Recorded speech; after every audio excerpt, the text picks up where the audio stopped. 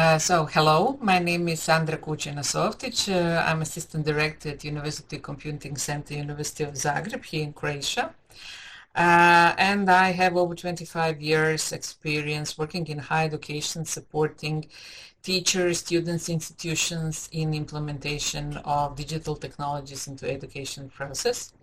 I did my master in digital education at University of Edinburgh and my PhD at University of Zagreb in information and communication technologies. I wish to thank Fabio and colleagues from the Buenos Aires, Argentina for inviting me to join this event and to answer some of the questions. The challenge is to make online education a quality option that guarantees the right to education. Definitely access to education has increased with the digital technologies. Definitely they have become everyday part of our lives, where we learn, we work, we have a free time. So definitely they are a part of our lives today, and many people would not be able to imagine how the life would be without digital technologies.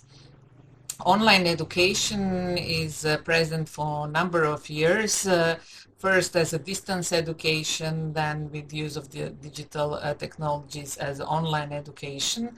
And the pandemic maybe brought much higher attention to online education than it was before. Still, it can be said that somehow pandemic of COVID-19 endangered online education because when we experienced the lockdown in 2020, we had to move to fully online teaching and learning. And that move was actually emergency remote teaching because we had programs which were prepared for the face-to-face teaching and learning, and we just moved them to the online environment. And this is not permanent situation, this is something temporary, and upon finishing of the end of distortion, the way the teaching and learning is held is going back to its original form.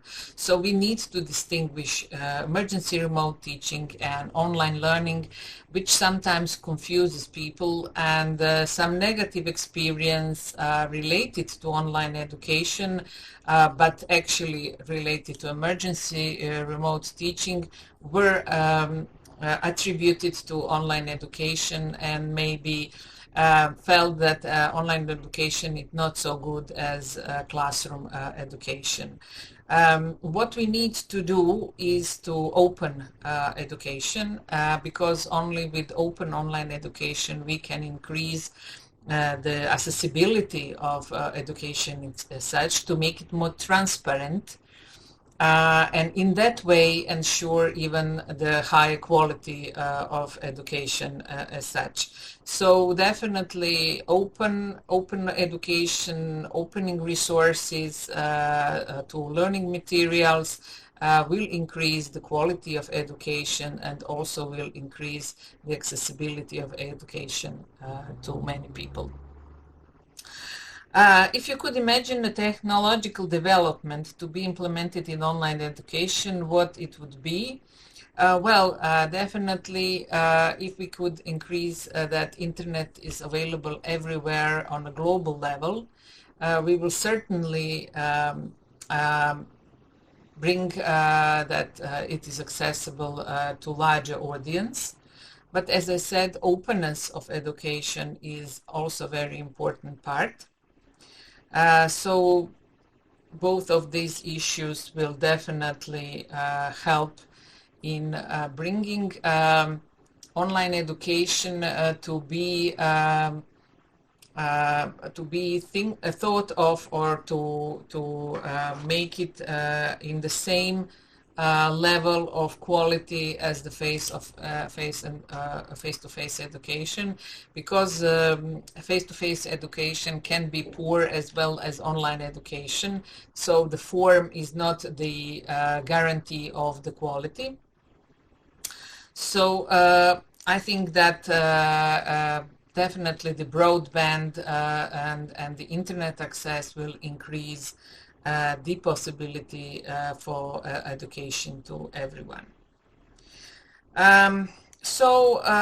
Also, before the pandemic, still, I would say that number of higher education institutions, definitely in Europe, but also on a global level, took online education as addition to classroom teaching and learning.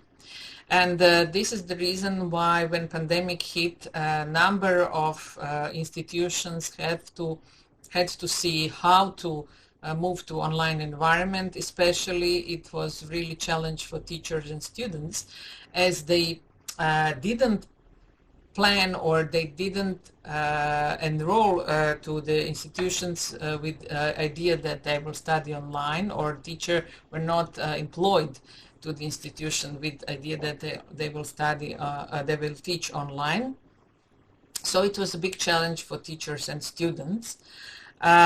Maybe from the point of teachers, they did have some knowledge how to use digital technologies, and they have already integrated some of them into face-to-face teaching and learning as addition to face-to-face teaching and learning, or in a smaller percentage, the online teaching and learning have been present in the courses. But still, moving fully to online teaching was really a challenge. And also for students, although we do say the digital natives, the digital savvies, they do not know how to use digital tools, and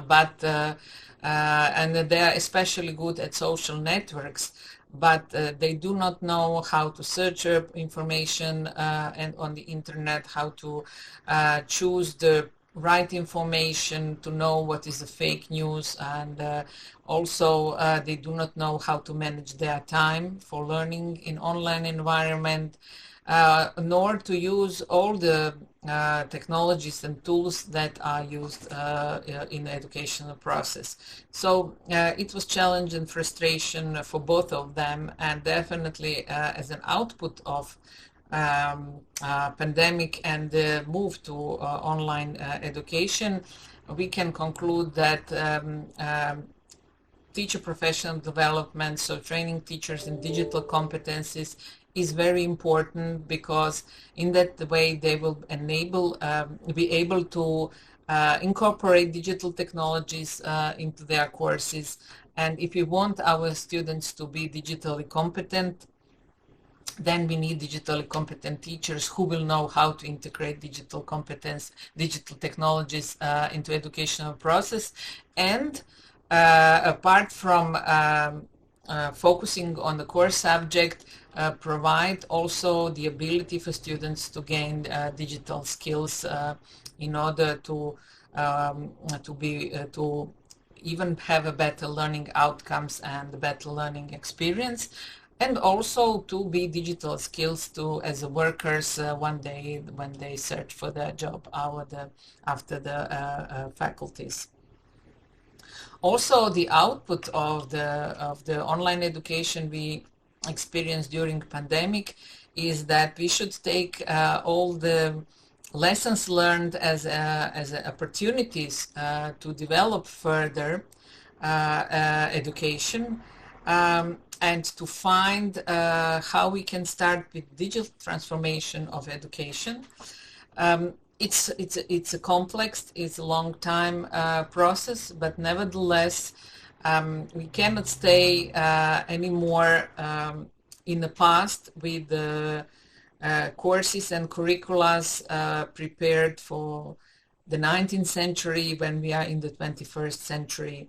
The learning experience today should be different than 10, 20 or 30 or 100 years ago. Because of the information which are available, which you can get on one click on your mobile phones or other gadgets. And the role of the teachers and the students has changed in the educational process. Today, Teachers are not anymore sage on the stage. They are more like mentors and persons helping students in the process of learning, on their learning path, to shape their learning path, um, but not not anymore as transmitter of the knowledge. And students today are active participants, also co-creators, and not just consumers of the received information and knowledge. But definitely, as a main achievement of 2020, we can see that, for example, a number of issues related to implementation of digital technologies, education process, which were going very slow, or people were saying that are not possible, not applicable for their courses, not applicable for their study programs, not applicable for their level of education. Suddenly they were possible. They moved to online online environment, and we got some experience on that. Definitely not all experience with the best, and the aim was definitely at the first moment to ensure the continuation of education process, but it is upon us, all of us, teachers, educators, managers, policymakers, to ensure also the quality of education. And this is something which will be also part of the digital transformation of education. And this is where we have now to put our strength. What about MOOCs? I think that MOOCs became additionally popular during the pandemic, because many people went to MOOCs to get some knowledge, some skills at that moment. So the MOOCs are very good because in a short period of time you can get concrete skills and knowledge that you need. And also you can get the credentials for that if you need. I see that education is moving much more to shorter forms. So on a modular way, where you can choose from different modules and shape and a bigger program. But what citizens today need is a modular, shorter program where you can get in a short period of time actually what you want. And in a formal education, sometimes it takes 2 years to get the knowledge and skills you need, and especially to get the certification you want. And maybe this certification will be just one small percentage of what you actually really wanted to learn, but you had to finish everything in order to get this. So I see that MOOCs will continue to exist. They happened in the good time, and they have proven their benefit and usefulness, and certainly they will exist still in the future. And I think that even higher education will move more to organizing more modular education and integrate the MOOCs into formal education as well. So thank you. This is all from me.